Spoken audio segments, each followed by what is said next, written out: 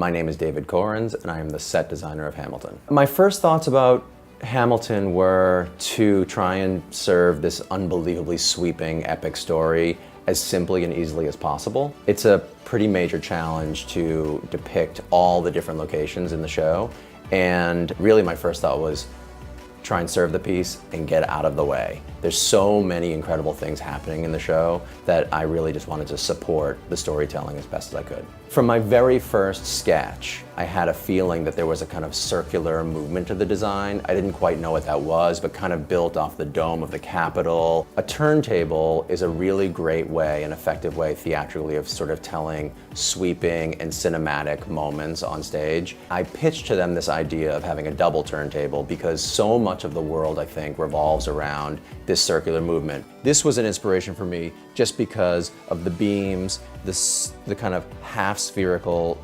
feeling of the architecture, and in general the feeling of looking through and being able to see how something was made and created.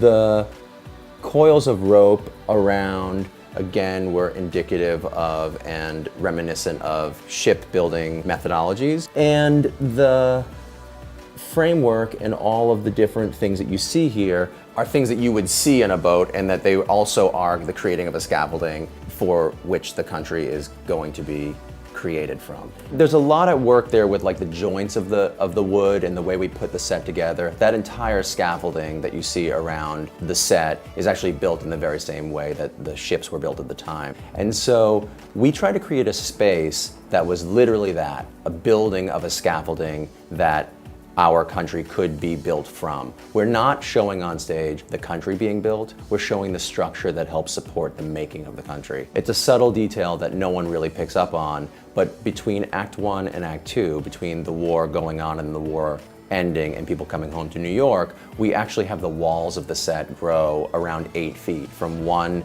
height to another height to really show passage of time, an aspirational space where people are building and ideas and laws in the government are literally growing up to mirror the architecture.